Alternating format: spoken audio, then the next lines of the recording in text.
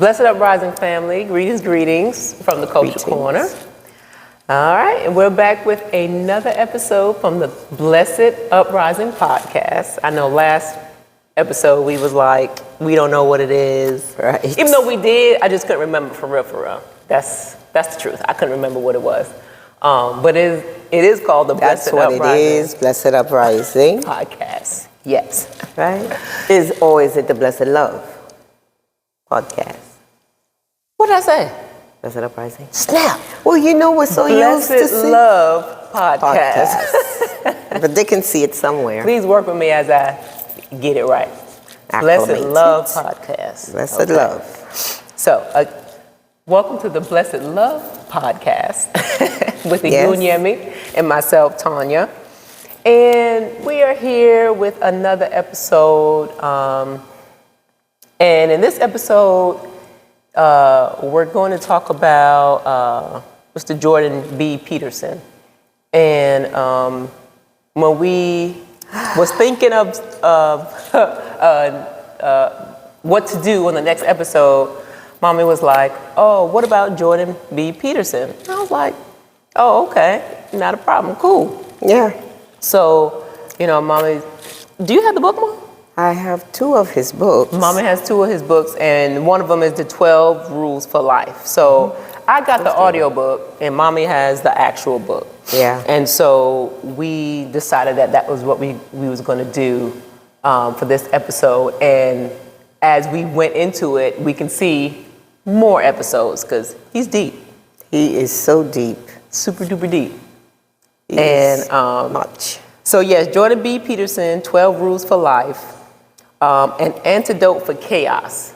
And we're going to talk about rule number 1. We got to take it by rules. Because the rules itself is an hour long in the audiobook. Yes. And I can imagine just how long it is if you're trying to read it yourself. Hear his voice, hear your voice, and all that kind of... Ooh. Yes. Yeah, Mom. Yes. But I did do 2 of his rules on the Blessed Uprising. Right. Yes. Right. So 2 of them are up there. I'm not going to say which 2. Right. 2 rules. Please go to Instagram and see some days ago. You can see 2 rules from the book. Yeah.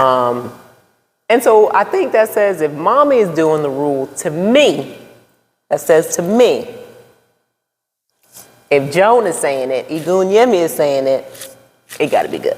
It has to. It is relevant. And it is one to grow on, like they used to say back in the day. That's one to grow on. Yeah. And I totally agree. Yes. So Mr. Peterson is a Canadian psychiatrist. I think he's a collegeist. Right? He's an author, he's a professor, and now he's definitely a media commentator. So, he has a podcast, he has a YouTube channel, which I went and checked out. And he has back to 2015 or something like that. And I went back to the very first YouTube video. And he looks totally different than what he did now, because of course he's years younger. He is torn up now. And when I say torn up, I don't mean in a ugly way or in a bad way, but you can see his journey now, where he has, and his journey did have, to me, a lot of suffering. And that's what really drew me to him, because, I was, well, how did you do it, Right. Child sick, so sick, he's going through what he's going through, and he's controversial, he's political, he speaks his mind, and that's what I like about him. I love it. Yes. Well, Mommy just answered question number 1. Oh, really? No, and it's fine, and that's, and I was going to get to that. Like I say, he has a YouTube channel, he has a website where you could take a personality test to better understand yourself, which I took, by the way. Oh, okay. All right, well, I'm going to talk to you about that, Mom. I took it. It's $9.95. You could take it. And, but yeah, so to get on to the book, and what we're in rule number 1. And so my first question was for you, Mom. how did you first come across Mr. Peterson? He was on a podcast with someone else. He was being interviewed. But I think I saw him speaking, and it looked like it was from a university standpoint. And they were talking about the subject of, trans women. And so he took his stand on that, and I think that got him a lot more, I don't want to say popular, but a lot more attention was thrown to him through that. And then when he goes on other podcasts and he is asked to explain his life, that's when you're like, whoa, wow. Sometimes, you see him on a podcast and he's crying and I'm crying. Right. Because I feel for him, because I describe him as being so good. You could see his heart, just see it, and that one particular podcast made me kind of fell in love. It's like we connected, and that's when I got the books. Oh, okay. Yeah. Okay. So I don't know his story personally. Like when you said that his kids were sick, like I didn't know that. His daughter. And very sick. And I did Google him, that's what you do when you're trying to find out. So you Google him, and it didn't even go into that part. Yeah. What I just said is what it said on Google, and I didn't really search any further. But okay, wow. So that's just another piece adding on to what I've seen on YouTube, and that is how I came across him as well. Just in my YouTube feed, he just started showing up, and I'm like, preach. You know what I'm saying? Yes. Preach. Yes. Preach, sir. Preach. And so that's why when you said, oh, let's, do Jordan B. Peterson, I was like, oh, that's awesome. Well, let's do it. Yeah. But then when I got the audio book and I started listening to it, I was like, this man is an ocean. When I started reading the book too, I was like, I don't have the time. This is deep. I need a dictionary. Everything. I need Google. You need synonyms, antonyms, homophones. Because he insists on using these words. You got to know the that language. Nobody ever heard before. You got to know the language if you're going to be able to follow him. And it's, I literally had to listen to Rule 1 all week. And it was in pieces because depending on what time I started to listen to it, it might have been like close to bed so that I didn't hear it all. But then I'm waking up in the middle of the night and, he's on Rule 7 and he's on Rule that, then I'll press stop. So for the whole week and weekend, I've been, I would always start over at Rule 1 and then try to go where I need to be. That's the thing about audiobooks. You'll be on one book for a very long time. Yes.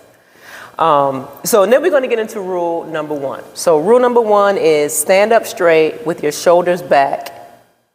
So from that statement alone, Ma, you remember we pondered on that when we first saw the first rule, and we're like, what could he mean? Because at that point, we did not even started reading or listening to the book yet. Right. But we looked at the rules, we skimmed over them, and was like, wow, okay. I feel like I was probably like, I can't remember what I said. Yes. But I was probably like, I could dig it. You know what I'm saying? That's a good rule. What you said, sit up or stand up straight. Stand up straight with your shoulders back. And when I was doing the Blessed Uprising, I skimmed through the rules. And when I saw that one, I was like, no, I'm not gonna do that one right now, because I did not read that far in the book. But I think after I looked at it a couple more times and really meditated on what he said, I said, oh, I see what he meant in the first 6 pages. Stand up straight with your shoulders back. I got it. You know, but that's what he does to your mind. You have to really meditate on what he's saying to get it. Right. That's that aha moment. Or to get something, to get anything from it. Get something. You're not going to skim through that. Oh, not going to work. No. You're not swimming past that real quick. Yeah. So, like I said, probably when we first said, I probably all I could say to my mind was I can dig it, because when you read it, stand up straight with with your head up. You know what I'm saying? If you Google that, that's people say it in many different ways to like the British say, keep a stiff upper lip. Like hey. So I could dig it, and but like you said, Ma, once you read and you go into Rule 1 and everything he says behind it, to stand on it, you'd be like, oh my freaking God, why would you not? Why would you not? All right. So now the next question is,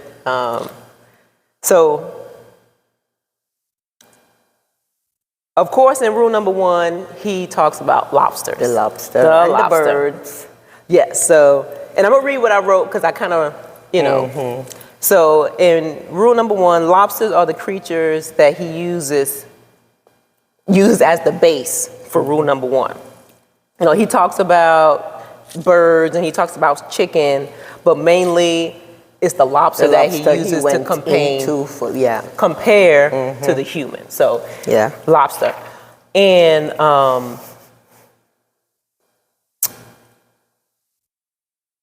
I thought that was kind of crazy at first, but then I was like, So I just want to ask you, why do you think he chose the lobster? I guess because it's like he said, and it just popped in my mind. Nobody ever thinks about lobsters. They're just at the bottom of the ocean. Unless you want to eat them, that's the only time you would think of a lobster. Right. So using a lobster, to me, which is at the bottom of the sea, and then you compare that to humanity. It's like, wow. Who knew? Yes. Who knew? Yes. That even a lobster has that type of process in their thinking. Who knew? Right. Who knew? And their order, you wouldn't think lobsters have orders. They have their own hierarchical order. So, who knew? Who knew? Who knew? Oh, yeah. So, I totally agree. And that's exactly what I came to after, going through it many a times. And I was like, why did he choose a lobster? And then, just like you said, the lobster, and he even says that, the lobster's at the bottom of the ocean. It don't get no lower. That's what I'm saying. It don't get no lower for the living, anyway. For the living. So if the lobster's at the bottom of the ocean and the human who's at the top of the chain, if we are able to be compared like that, having hierarchy, and the lobster is like, I have to. Maybe we could boop. Pause and get his book. Because his reason, there was a main reason why he was even speaking about those things, and he gave it a name.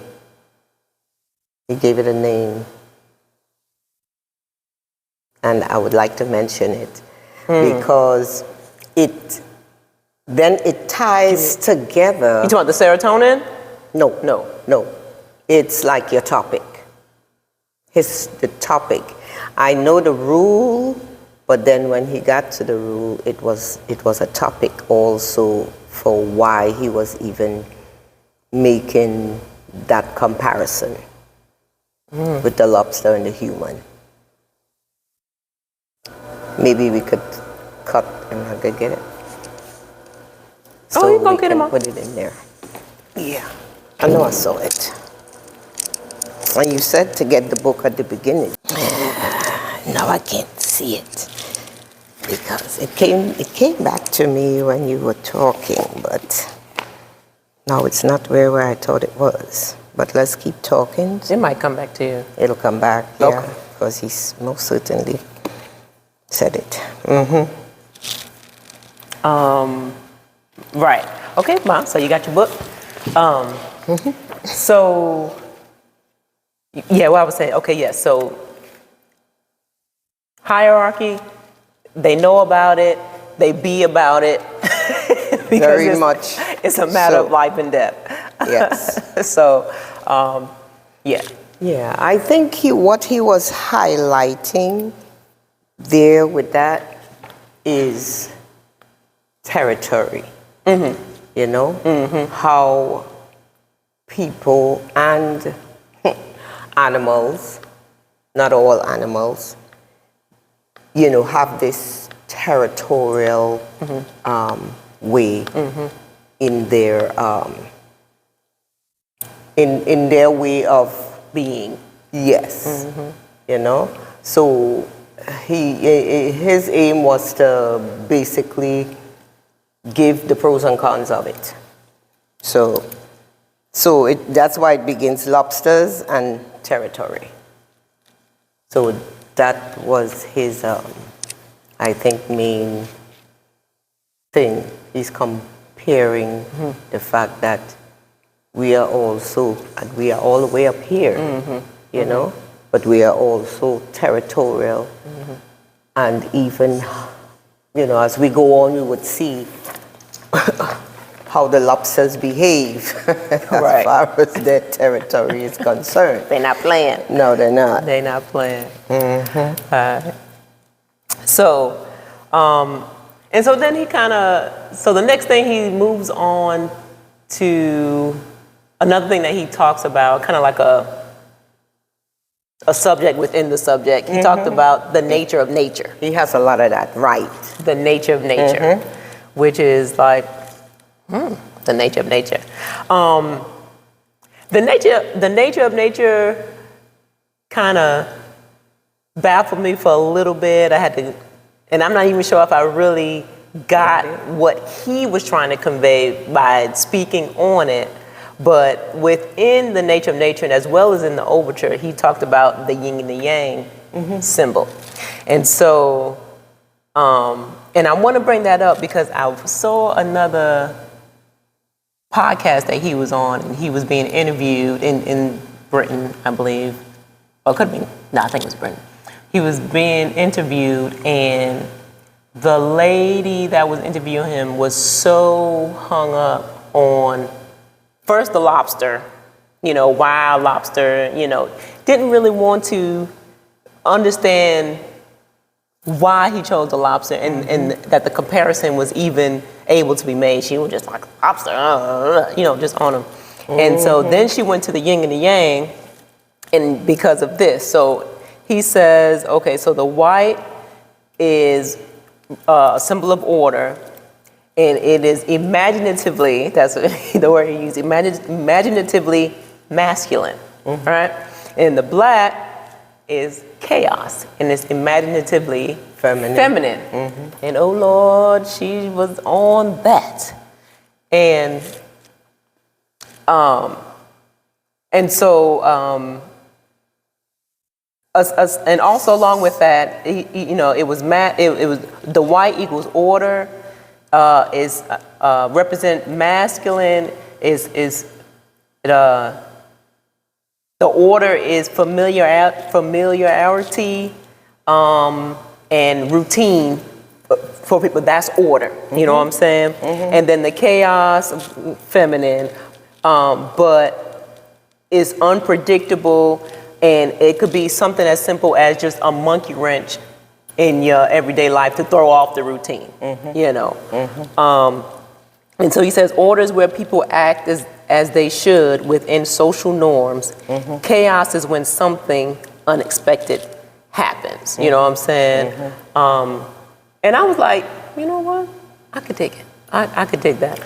But what do you think about, you know, just the that, yin and the yang the yin and the stuff? yang, especially Well, it being feminine and right. you know, imaginatively I mean, feminine and masculine. Yeah, because I mean, it is said that yes, the female is chaos and the male is order, and the reason is we can see men make rules. It should be a certain way. You need a driver's license. You need to, you know, there's just all these laws that would keep things functioning a certain way. You know, right? Females are not that way.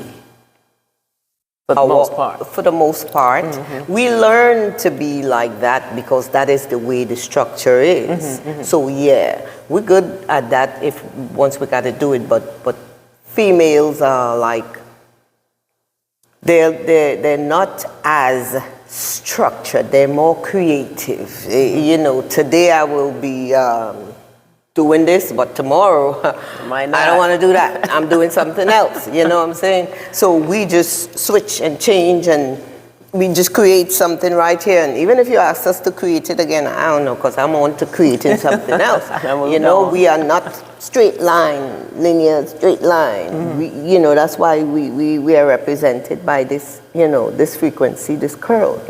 So yeah, we just creating stuff, and we don't worry about what is being created. You know, because hey, soon as we create that, if we destroy it, we on to creating something else. So that is our way. You know, we and that's where the balance came in too, with the masculine. The masculine then, you know, helps to curb that, you know, a little bit. But without chaos, you know, Won't come order. Right. And without order won't come the chaos. So it's just like, you know, as well as the yin and the yang. It's the balance, you know. So I'm not exactly sure. I didn't get the part why he even used the yin and the yang, and what was he describing, or what was he getting to when he used that. I think he did. I think he was, he did the yin and the yang, and just from what I got, because it, the transformation that happens when one could come from the other and then transform. I don't know if transformation is the right word, but from the chaos comes the order, and then the order, you go right back into chaos. And that's the order of the universe. Yes. You know, it's the order of the universe. Yes. So nobody can change that. Right. You know, so that Right. is what it is. Right. You know, I think at the beginning of the book, it was all about the lobsters, but he started with the birds. Right? Remember, he told the story about the bird. And their order, and their way of operation, which is a hierarchical order also. With the lobsters, when he told that story about the lobsters, how they behave, you know, it's like survival of the fittest, you know? So the fight for territory, the same thing with the birds. It's a fight for territory. Somebody wants to be on top, right? And when he talked about that and went on and on talking about it, at one point I was like, why is he just going on about these lobsters? About this lobster. But as you went further, like maybe on page 5 or 6, he was relating something so deep that all of a sudden I caught it. I was like, oh my God. He is describing the state of humanity in their fight for the hierarchical system.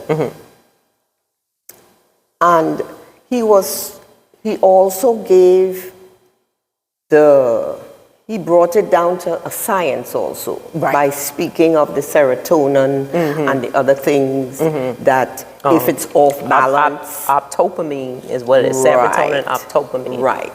Right. So he also described when the lobsters fight for territory, there is always, I guess, one that would be more aggressive and one would win. So he called them the winning lobster and the loser lobster. So he was describing the loser lobster more so, because his chemical imbalance. Right. He even said that once the lobster loses, he sheds the brain that he had when he first started fighting, and he gets a whole new brain, and he gets a loser brain. He gets a loser brain. And secreting less serotonin. Yes. So, and he also made the statement that if that loser lobster was to have an increase of serotonin, he would still lose. He did say that. He said that lobster would still lose because then in the chemical reaction, yes, he may have all of that serotonin to help push him forward, but then his mental state can't come up to that level. Right, can't go up. He's still somewhere in himself, scared, trapped of the So you would find that he will lose another claw because the fight is fierce. So he tend to ease back. So when he said all that, I said, okay, I see where he's going with this without saying it. I saw our condition as a people as the loser lobsters. I was like, okay, who knew? We are the loser lobsters because even though our serotonin levels could be even higher than the winner lobsters, it's because we don't have the mental fortitude. Shed that brain. Yes. To get that mind back, because that particular move is a mental move. It's a mental move. And if you do not have the fortitude within yourself to move like that, you're gonna lose. And I, how I said, okay, we talked on one of our other podcasts, and we were talking about, when we hear about Africa, and we want to, and we're so hype about Africa, and we're this and we're that, and we're this and the third.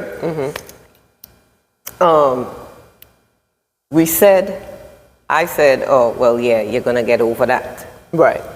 That's part of that. We get over it. So we have the rise of the serotonin, but it can't help us to level up and keep it there, because the mentality then subsides and everything goes back down to the loser. Go back down. You go back in place. So that's exactly what he was talking about. The loser lobster and the winner. So how can we get past that? It's a psychological losing mentality now that we have. We're not, and therein not so lies much a physical, basically a mental. Therein lies rule number one. He said, stand up, shoulders back. You know what I'm saying? And stand up for something. Stand up. It doesn't matter the circumstances, because you can win. You can but you have to think that. You have to know that. That's just how I couldn't figure out what's Okay. You know, stand up and put your shoulders back. So you could become the winning lobster again. You know, you're not the loser lobster. Not the loser I'm like, yeah, because That it's a was mental, it's a mental state of mind. Oh, look. So, boom. You segueing right into the next one. Right into the next one. All right. But before we go, no, you don't feel really no type of way about, you know, the yin and the yang, the imaginatively feminine and masculine. Like the one lady, because I'm just trying to, because I was watching But it. what and was I'm she just upset about, actually? She was saying, because- why does chaos have to be feminine? Why couldn't it be masculine? Yeah, because it seems like everything... She was dead set on that. And Yes, he was because like, it seems, you see, because it's not, those two things don't play out as this or that, per se. Right. You know? You could say both hands have a part to play in all of the chaos, because some of the rules and the orders and the laws make life become chaotic. You know? So the women, I think the feminine aspect of that is she's a rule breaker. She's a lawbreaker. Really. The feminine, the feminine aspect of that. Oh, okay. All the rules he put up there, yes. And he feels that this is the way the rules should be solved. And this is how is y plus x. And she was like, okay, whatever. And like, that's not for that. You know? And she's just solving it without any form of all that mental order of things. And she's like, look, you know, I can do that over and over, what you're talking about, in many, many different forms. Because that is her. That is what she do. That's who she is. She creates. And so, just like it is said in the Bible that God creates and he destroys, she creates and she destroys, because she is creator. You know? And he said that in the book. He did. He did say that. You know. But when she destroys, not cutting you, when she destroys, it's because she knows why she's destroying that. It needs to level up. It needs to be better. So she wants something better. Yeah, this old thing, we could throw that out and create something new. That's her, that's who she is, you know? So the masculine tend to want to make things so structured, hard, you know? And, you know, it doesn't work. It works and it don't. Right. It works and it don't. Right. And I think, and I feel like he is along the lines of what you're saying, and I don't think he was, you know, just trying to be like, oh, you know, the feminine is chaos and the masculine is order. Definitely don't think that. That's not what he means. Right. You have to dig deeper. And that was my thing with her. I was like, oh my God, ma'am, please dig deep. And if she's behaving like that, then, you know,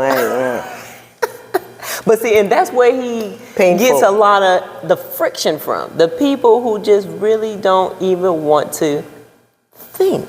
Yes. Like, well, there's levels to this ish. And people say all the time.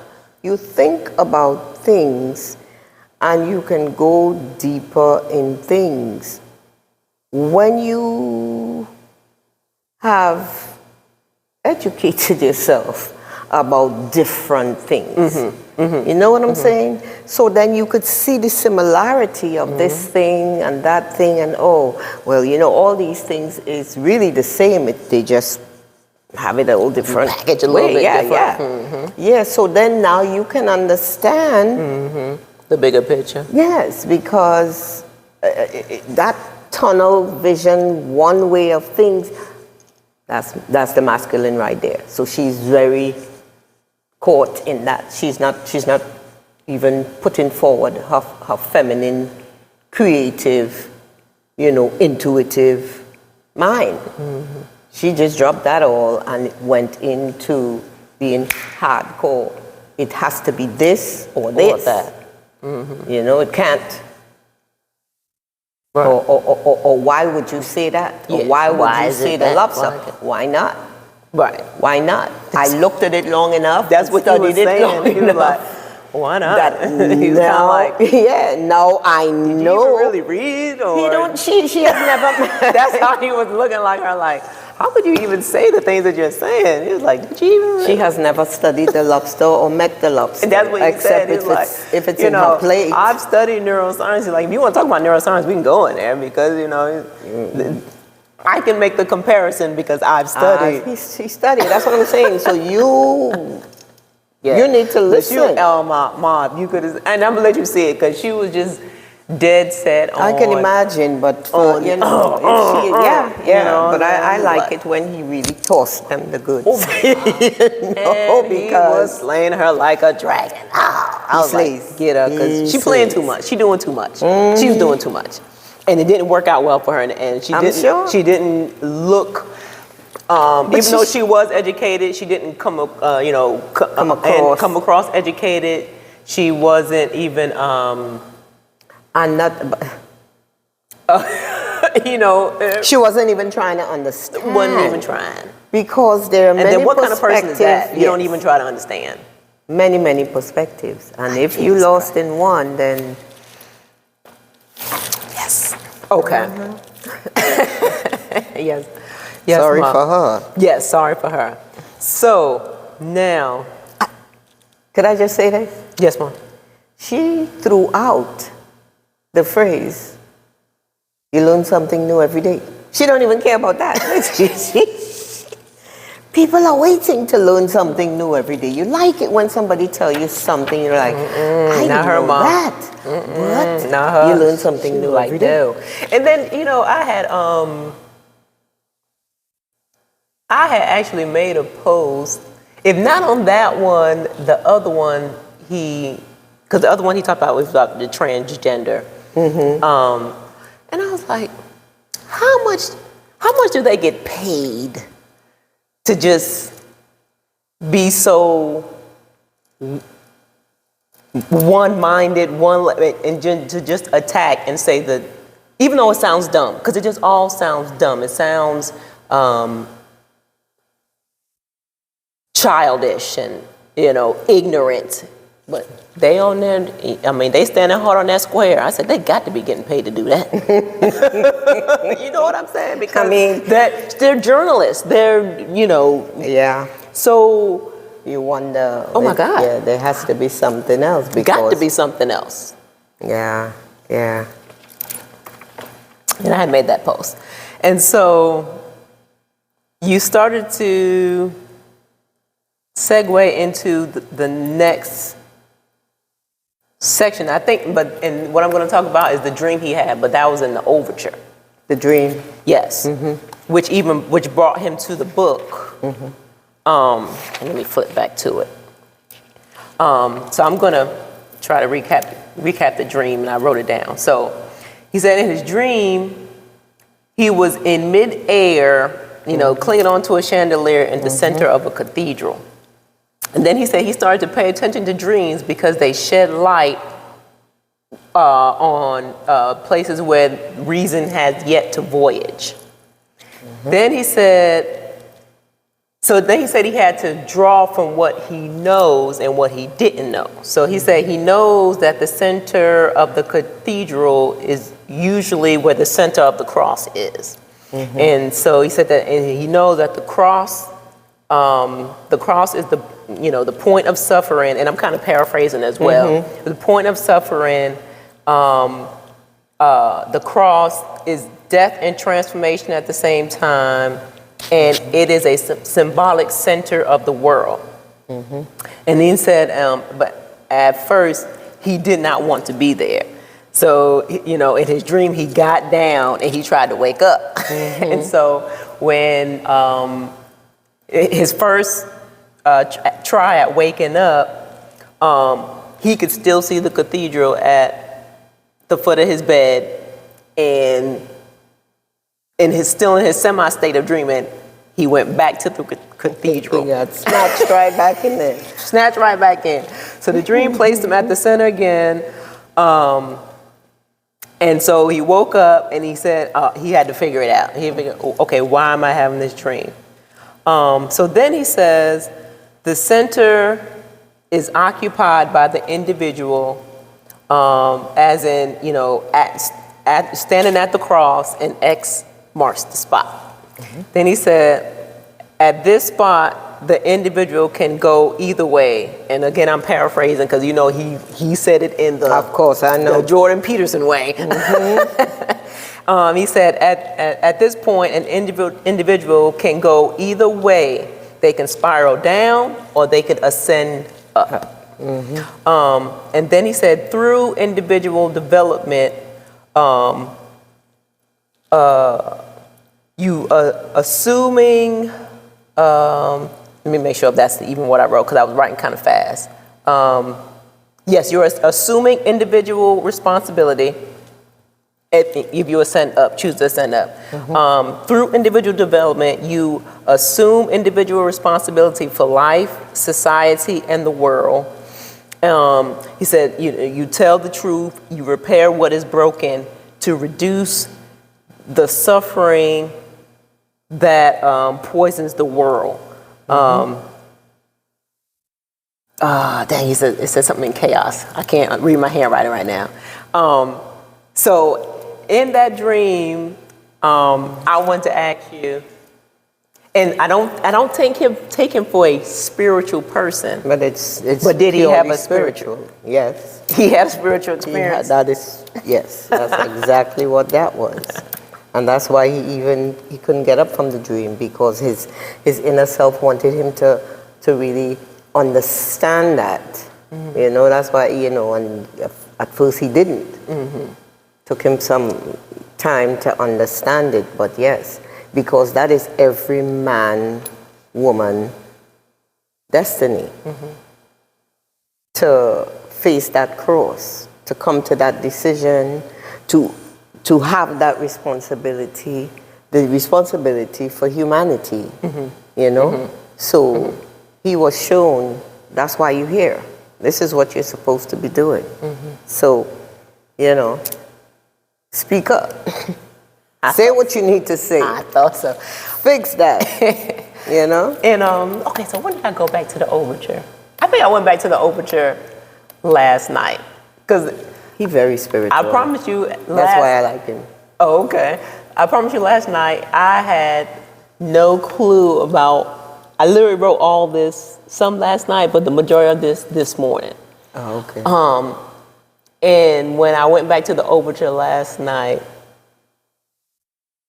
that's when I really heard the dream. You know what I'm saying? And I was like, he just had a spiritual moment. He had, and I think all his moments, he was so ripe for that in his life. He was born for that, you know? Right. He just went through a lot of hoops to get to this point. And that is why I keep saying that spiritual at this level takes time. You know? Experience. Yeah, because this is that's his last, this is his last cycle. Just like Jesus had a last cycle. You know? He came at that point when you hit that cross. What else? It's time for you to go. After a while when you leave, you're leaving not having to come back here to the chaos and the suffering, because his suffering was enormous. You know, when he, like I said, when he cry, I cry, because he can barely talk about it. he would like for people to be good. Oh, yeah. Oh, my You freaking know, God, yes. why can't we just? And he's a man. His feminine, the aspects of him is very feminine. You know, he don't even, you know, see that hardness for the hardcore rules. You know what I'm saying? Or the hardcore measures that we put on life and everything. You know, you gotta have a house, you gotta have a car, you gotta have a this, you know, it's just that you gotta have that or else you're a losing lobster. You're a losing lobster. You're a loser. You know, so, and that is very hard on your inner self when you kind of reside there more than outside. You know, all the do's and the don'ts. It's very hard. So you get beat up a lot. So I can see his tears. I see his journey, you know, from even taking care of his family, you know.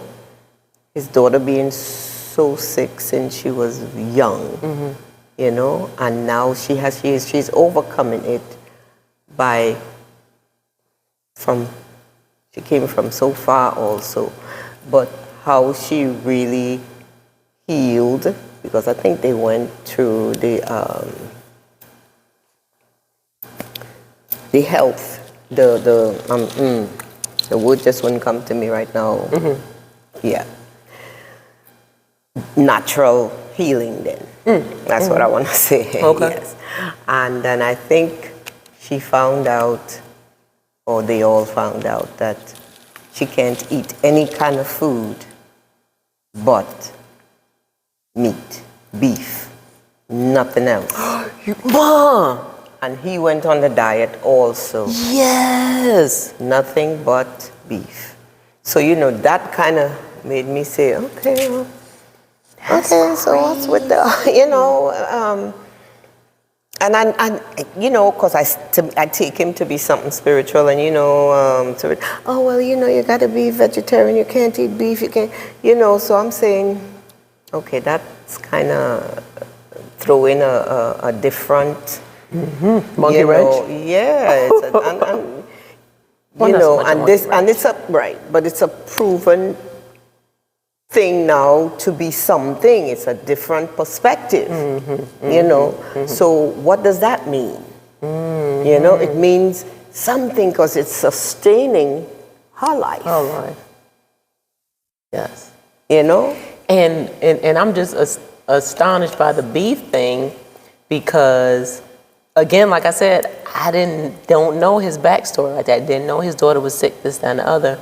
But in that same interview with the woman, after I guess she got tired of being tore up, then she started to be more personable to him and asking him, you know, questions on, you know, like I think she asked him about, you know, his legacy and, you know, just things he sees himself doing in the future. And then she asked him about his family and something to that effect that led him to mention his all beef diet. He said all he eats is beef, you know, and he said, you know, it takes some getting used to, but that's all he eats. And you just made the connection for me as to why, because I thought the same thing. I was like, well, now what kind of diet is that? All beef? Like, I wonder why he's doing that. His daughter. And his daughter. Yes, so he joined her, you know, to support her. Right. Because, I mean, for all her really young years, she's been sick, unable to walk, unable to eat, unable to do anything much, you know. So, oh wow. and he I think him and his wife was very supportive, you know, and I just see them as a real strong family. I'm sure, you know, everybody has their moments and things like that, but they have, and his wife, I think, has stuck it out with him because he just keep getting into, because he had to, but he keeps getting into stuff because he, and he has no filter. And he stands on a square. And he stands on his word. He stands there, he put his shoulders back and he said, well, I know I'm going to get beat up, but I'm good. Right. Go ahead. I take the hits. Boom. Yeah. So the next thing he talks about, still in rule number 1, he talks about top and bottom. So I'm going to read. Top and bottom. Okay. Right, top and bottom. I ain't get there. I just read the lobster. Yes. So it was after he spoke on the nature of nature, Right. and then he was like, top and bottom. Nature of nature. He didn't get anything what he meant by the nature of nature. Well, and so I wrote, he explains how you can have order from chaos, which comes from order, and so on and so on. And, I put it ultimately has stood the test of time. The transformation via chaos and order is why nature rules the world. That's what I wrote down. Because, again, the nature of nature, because nature only has one goal. One goal for humanity. She don't care, or it don't care, whether you happy, you sad, you sick, you die. That's not her business. No, that's not it. If you're going to die and come back here, I still got some more stuff to give to you. You might die again, but you're going to be back, because this is what has to happen to humanity. We have got to level up. So we are here. They always say Earth is a schoolroom, and that it is. So when you find somebody's getting beaten up like that so badly, because half the time it's their last battle. It's their last fight to push forward and acquire that Christ consciousness, that Christ experience, so to speak. So nature only have one nature. She creates and she will destroy it if it's not. It ain't right. Yes, because as far as she's concerned, death has no power over anybody, because energy doesn't die, and she doesn't see you. She doesn't see this body. Doesn't bother her, because she can bring you back. We have many lifetimes to live. And each lifetime we're hoping to get it right. And she's there waiting. She gonna be right there. She's right there waiting, And half the time she's not trying to ease the pain either. And that is the nature of nature. She is not trying to ease your pain, because the pain and the chaos brings you to your senses, All the cushy life that we want to have, and we gotta have that, we gotta do this, that got nothing to do with. That's not the nature of nature. That's not natural. No. That's not natural. No, this is a schoolroom. This is it. Earth is what it is, and we try to make it something else. So, because just like Jordan Peterson said, that if you leave man to himself, well, he said he would fall down to the lowest. Him and the lobster would be the same. Be right eye to eye. Yes, he would be as the lobster when man has been given intelligence. You have intelligence to make intelligent and proper decisions, and you choose to be a lobster. Oh. You know what I'm saying? Done deal. Done deal. So your time to get out of this earth, this level of frequency, this 3D life, is going to be hard if you really just decide, I I know I don't want. I don't want to do that. You know. Don't So pay attention. yeah. The nature of nature. The nature of nature. That's, All right. So, like I said, top and bottom. So, he said, in detail, he explained, well, this is what I wrote. Again, this is what I wrote, paraphrasing, because stop, right, you got to. So, in detail, he explains what life is like at the top and bottom of the hierarchy chain. Even throwing in information about the serotonin levels, if you're at the top and at the bottom.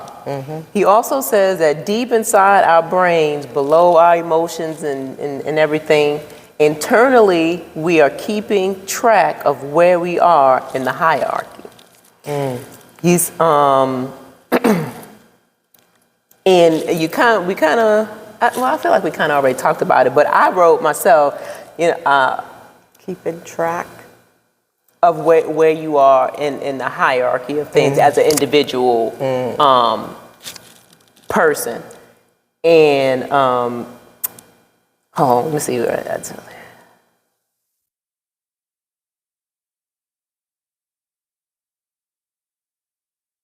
And so the internal, so then I wrote, I totally agree.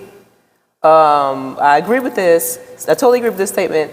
And because I would say for Black people, that record keeping, that internal record keeping of where we are on the hierarchy chain is very external now. It's like, we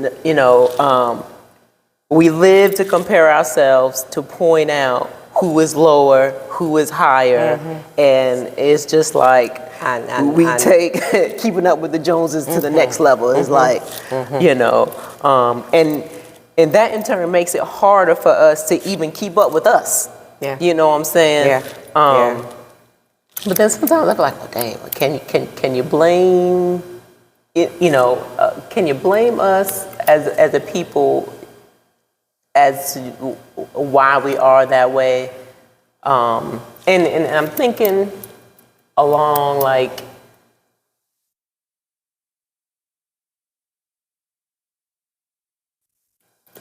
externally, we have been shown that we are low at the bottom of the chain. At the bottom of the chain.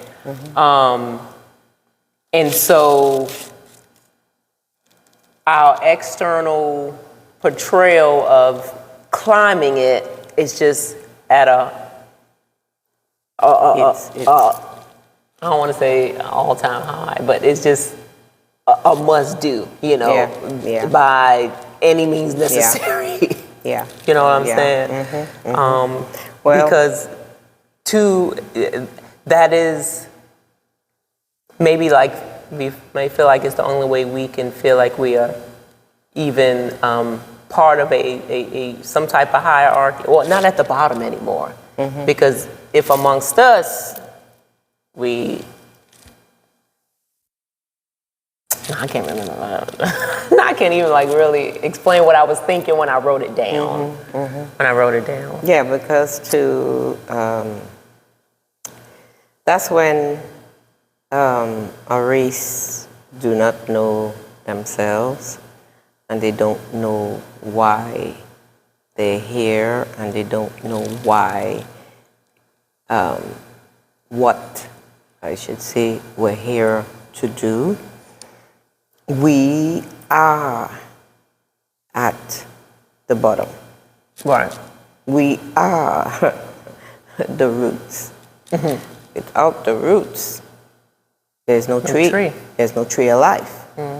When you're the roots, we don't understand the control that we have as being the roots, or the importance of us being the roots. So we mad because, I don't want to say we mad, but we are seeing, well, look at this. I'm down here digging, making sure I find you some nitrogen and all the good minerals and stuff for you to grow big and everything. And there you go, everybody's growing big, and we down here, not having any fun. So yeah, we want to climb the tree and get up to the top because, that's the winning place to be. But I'm thinking, because in my spiritual walk, I see the all melanated people as the roots. We are the indigenous people. We started, everything started with us, Yes, we want to climb to be, maybe the top. Right. But is the top of what? Right. What are you looking at as being the top and the best? Right. That was not put there for you. Really, you want it because somebody, some other entity is saying this is the best, and this is what it is, and this is what it is. Right. And that's not what Mother Nature, that's not what she put you there for. Right. Right. You are here to balance off all of that. And once you leaving that, your job, to be something else, you are throwing off the balance of the whole ecosystem. Right. Right. You're just doing wrong. So our eyes are too big. This is not, you have a major job to do, major. And also to share that with the people that don't know why they're here on earth. They have no idea, because spirituality was not given to everybody. That rooted spirit comes from this earth here, down here. And we got it. We could snap our fingers and pass out. We can, we don't take spirituality really as a science. Well, if I meditate, and this is where we go into, if I meditate, if I get some crystals, if I do all of that, and I do all of this, then that means spiritual. Right. Spiritual. And it, everything like the laws, the hermetic, the universal law says, it is so, but it isn't. And that lies, that law. When you start your spiritual journey, you have to understand what is and what isn't. Not saying that you don't do those things, that you don't use the crystal, but those things are really less than who you are. Right. Right. So yes, they are tools and they could be used. Yes, but the main thing, those tools are using for you. Right. You are the main tool. You are the one that's supposed to now understand, overstand. So there is work, because you can't just pick up the incense, light it, and there's a lot of work then to deal with that level. And when you're done with it, you really don't need. That's what I'm saying. She creates and she destroys. Yeah, you would do all that, and then at one point, no more, because you got what you needed. It's time to move on to the next level. Even you reading 100 books and you knowing everything, after a while, it's going to be no knowing.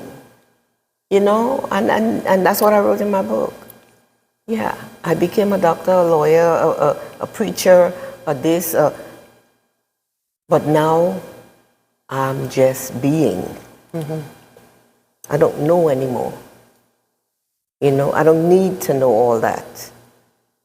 I need to know now how to settle myself within my being and what I am supposed to do to make where this space we call Earth better. Better. You know, because if we can all pitch in a little bit, you know, Makes it'll a get whole better. lot. That makes a whole lot. And that's you know, that's why, you know, we're here. You learn and you learn what to do and all these things, you know. So with that, he is where he is, you know, and lots of respect to Jordan B. Peterson. Lots of respect because, you know, I I want to do what he's doing. Right. You know, Right. I'm like, Right. you know, I want to be able to, everybody, life purpose is different, but you want to complete your life purpose. When you become very aware of it, and that's what you have to do, you want to do it. So just like no turning back after you become conscious. That's it. Yeah. You know? Yeah. So Yeah. You literally need that pill from the Matrix to go back. Like you need daggone Morpheus to show up. Okay, so Morpheus.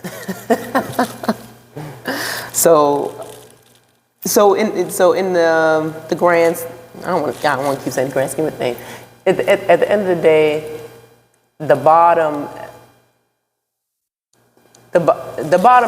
is the most important part, and you had said that to me a long time ago. It was It's like in my book. the bottom of the barrel. I think you said, yeah, you the bottom of the barrel, but isn't that the most important part? Because if there's no bottom, Ain't nothing for anybody else to stand on. there's nothing for anybody else to stand on, you know. Yeah, but they standing on you, but then they're looking back and they're like, you know, they spitting on you. They don't, you know. So, but then black people should be able. We as melanated people should see that, you know, we are that because who gets spit upon more than we do? Black people. And anywhere in the world, we hold the same position. So isn't that, then it is not telling you something? Yeah. Yeah, some people may crawl out the barrel, but are they feeling happy? Are they happy? Is that where the people that on top of the barrel Ain't even happy. on the top of the tree eating all the fruits, their stomach is just messed up. They can't even eat the fruit. There's fruit dropping so you could get it. They're not And happy. yes, they you know, they can't eat the steak. Right. You know, but you who down there, you could eat that steak, but you don't have it. They have it and they can't eat it. You know, there is always something, you know, that So it's like has in to- actuality, you in a good place. You just don't even know. you just don't know it. You're not just don't aware know of it. you're not aware of who you are. You're not aware of what you should be doing. So this has a order that's chaotic. And in that chaos, you need to find your place. That's what has to happen. You got to find a place in the chaos. And it's when you're in the chaos is when you're going somewhere. Right. It's when you're really doing something. Right. You want to sit in the safe zone and talk. Doing nothing. Okay. And okay, so then the next to the last thing he talks about, well, it's just kind of really the last thing. He talks about rising up. So if your posture is poor, people will treat you as if you're weak. If your posture is straight up, people will see you as strong, and at the same time, you will Rule number one. you will feel this way as well. And you said it already. People are like lobsters. They size each other up. And he's saying all this in that rise up portion. Then he says, the bottom is real, and being at the bottom is equally real. A mere change in your posture is a start to rising up the chain, but it's not only physical, because you're not only a body. He said you're a spirit as well, and you must stand up metaphysically. Thank you. Wow. Okay. And I literally thought of you when he said that, you know. And then I wrote right here, I don't take Jordan Peterson as a person who's particularly spiritual, but for him to say that is powerful. I wrote that. And then, you know, but you already spoke to that. You pretty much, and you always say that, you know, mentally, physically, then you good. You know, when you get those two things aligned, you'll be good. And my question was to you, you know, what do you think of that, Mommy? But, you know, you already said. Yeah. Yeah. He's on point. He has reached his Christhood, and I pray that he is left alone so he can live and enjoy a little bit of life. He just needs to calm down a bit. So he need to calm down. Yeah, Mom. I just think that he should just come off the scene, you know, and just calm down, because spirituality is something too that, you know, because of the chaos in it, you know, it can, you know, say, well, okay, you know, it could time you out, you know, like, okay, we're good, Right. you know? So it's good that, you know, I don't know, to enjoy. I mean, who am I to say, you know, I don't know, but you know, if it was me, that would have been, you know, my mountain. That would be my mountain top, you know, and I would be like, okay, fine. This is it. Now let me just breathe. Let me breathe. You know? Let me say that, wow, this was a experience. This was, you know, it has to end, you know, to that. To me, if it was me, I was ending because nobody can really deal with this chaos. You know what I'm saying? It's going to be what it is. It's going to be here when many of us come and go. It's going to be here. Because at the end of the day, it's always all about you. At the end of the day, it's about you. But you have to then go through that space for it to be all about you. So you would know that, just like you say, you check where you are on the cross, and you know, then at this point, it's all about me. It's like when Jesus says, forgive them, Lord, they know not what they do, you know? That's it. Okay. So now we go. Okay. So we going into. So it was a conclusion to, you know. Beating up himself with all these people. So he starts off his conclusion. He says, standing up means voluntarily accepting the burden of being. That cross, Boom. to carry. And at the on my audiobook, at the 3-minute and 33 mark and out, he is giving the most awesomest conclusion. Oh, really? Oh my God! And I don't know how much time we have or we've been on, and I can't really see, because I wrote a note to myself to play it, but. Oh, I'm trying to play it and listen to it. Yes, Mom. So just listen to it from 3 minutes and 33 seconds, you know, before the chapter ends. No. Oh, I'll play it for you in the car because you don't have the audiobook. I do. Oh, you well, do? I have it. I don't have the audiobook, but it's on YouTube. YouTube. It's Okay. on YouTube. Everybody, it's on YouTube. On YouTube. But it is the most awesomest Conclusion. I mean, you just can't even beat that with a stick. So, But I wrote down like 3 reasons why I just think rule number 1 is super important and why it's number 1 rule. Okay, so the first thing I wrote, it's rule number 1 because the fact that hierarchy is real among living things, and where you are in the hierarchy is also real. Your ascension begins with you physically and metaphysically. So stand up tall and think tall. That was 1. And then the second thing I wrote is when you are exercising rule number 1, you are accepting the burden of being. You are willing to navigate life, find meaning, thus finding joy, hopefully. And then the last thing I wrote, Finding joy, period. That's not a hope. You know, if you, most of the things said, if you do those things, you're going to find joy, because those are the fruits of the Spirit. The Spirit has fruits also for you to enjoy. So joy is one of them. okay. You know? So we're not going to say hopefully. Definitely. Definitely. Definitely.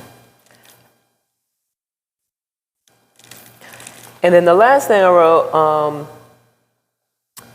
this rule needs to be stated, and the rule needs to be stated, so there's a square to be stood on to preserve manhood and masculinity. Which has been, of course, destroyed for black men. And for some reason, it's happening, to men just in general with this toxic masculinity thing that we have going, that we got going on. And I wrote, if manhood, masculinity is not preserved, who is going to build the ark that is going to save us from the flood?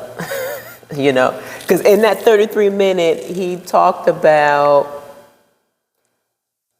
when you stand up with your shoulders back and take responsibility, and he used that word a lot, and you say that word and you take responsibility. You will,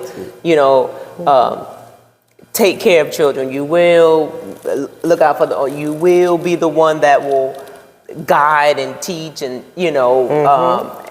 and so and it's all of us. It's our responsibility. It's all about responsibility.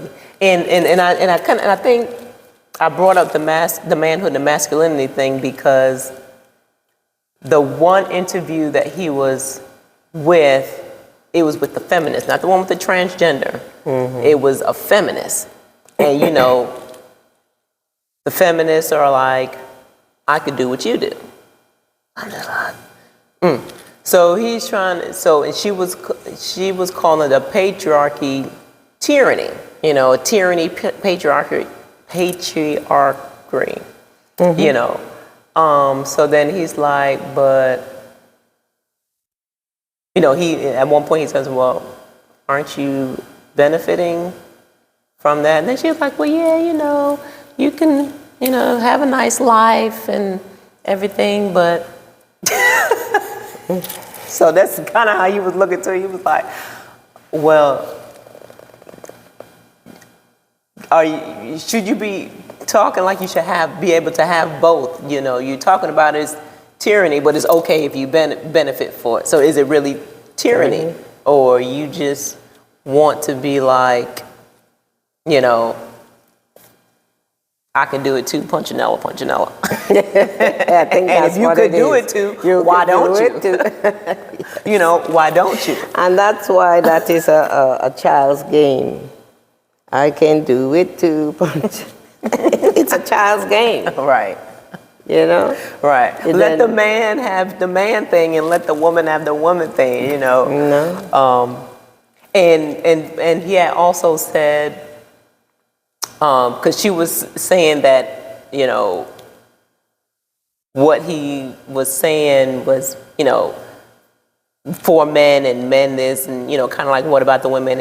And he's trying to explain to her, but a lot of men, young men in the university are coming to him, and they're happy about rule number 1, standing up tall with your shoulders back. That somebody's saying it's okay to do that because society is trying to tell them that they shouldn't. Right. Then he's trying to, and he's telling her, well, we're hurting men, then what kind of mate are you gonna, you know, you don't think about what kind of man you're gonna have if we tell him not to be a man, aggressive, you know, not even so much aggressive, but, you know, want to compete. So he was saying that we've got to be able to, we got to stop saying that. We got to stop saying that. It's hurting the men. But if the men are hurting, the women are hurting too, and I don't get it. I don't get it. And if they're hurting, then everybody's hurting. The children are hurting. I don't care what you describe yourself as. Everybody will be hurting. So that's the responsibility. Is that what you want? And then when you make that something, then clearly that's what you want. Just like Jesus said in the Bible, by their fruits you would know them. What are you producing? You know, is that all the hurt and the pain you want to create for humanity? And that's what he said. So you're not responsible. Chaos. You don't care. You don't really care as long as you're good. Right. Oh, and he was saying that, you know, when you don't let them stand up and be tall and fight for the hierarchy, you'll have weak men and chaos. Nobody, and they won't grow up into being adult, basically. It's going to be a whole bunch of children. Bunch of children, yes. Yeah. And everybody trying to tell each other what to do. Right. And everybody talking baby talk. Right, baby talk, and, you know, why can't it be this way, and I should be able to do this, and blah, blah, blah, blah, blah. So. Yeah. Yes. So that was rule number 1. Packed. Wonderful. And we still didn't unpack all of rule number 1. You know, it is packed. And that's what I was saying to Tanya. I was saying, well, it seems like we need to take a chapter a day, like how you read the Bible. Let's take a chapter a day, because in one chapter, in 1 page, 2 pages, you could talk for a very long time. The subjects, but it's so important. Important, meaningful. So important. Correct for the time that we're in right now. Everything that he says and does, man, we just need to embrace it and make it real so people can have some peace, love, joy. And prosperity and go and conquer their day, hopefully. You know what I mean? What else? Yes. You have to conquer your very self, to put your shoulders back. You know, you have to conquer that self that thinks, I'm nobody. Right. I'm whatever. Oh, I can't do this and I can't do that. You got to conquer that. Don't let that rule your life. It's a fight. It's war. But you have to become aware of it. You know? Because I could remember when I wasn't aware of this self. You know, I was getting beaten up every day. Every move I make is a mistake. You know, so I hope that people would kind of soak in what is happening now in this time. There is so much to learn, and it's so much easier. You could just flip on YouTube. You could even on TikTok, if I might add. Right. You learn things. Oh my God. You learn things. So we live in a pool of knowledge. So all who want to be dumb, Willfully ignorant. willfully ignorant, thank you, then hey, everybody makes a choice. Can't even say more And- power to you. No power to you. Yes, and they're going up on ignorance is bliss. Then you don't have to worry about nobody. You don't have to care. You're just going along, living your little happy life. But that's not going to be, that's what I'm saying. The thinking is not there because this body that we're in here doesn't last forever. At some point it's going to break down, and then and now what? All the mess you talking before, you got to shut up because now you're lying there. You got all the time in the world to think now. Yeah. So think before that happens. That's what I say. Right? Yes, Mom. Yes. So, Yes, Mom. So that is all I have, Mom. yes, it was, yeah. I think I'm so glad you chose to do Jordan Peterson. I look forward to really paying attention to rule number 2. Rule number 2. Yes. You see, now I can write something about rule number 1 because it didn't hit me until, the conversation. And I was just pulling out the rules and making something of it. But it is what it is when when you just understand it a little bit. But it makes me want to put my shoulders back. Right. You know what I'm saying? Right. It's like a power up. Right. Just putting your shoulders back. Super, So super use it. power up, Use it. use it. Put your shoulders back. Yeah. Peace. All right. And Love. on that note, And on that note, we'd like to wish our family, our tribe, our community of Blessed Blessed Uprising. Uprising, we wish you love, peace, joy, joy, prosperity, prosperity, and abundance. abundance. Now go and conquer your day. your day. Shoulders Blessed up. Ooh, head up, shoulders back. Bless the love. Yes. Blessings.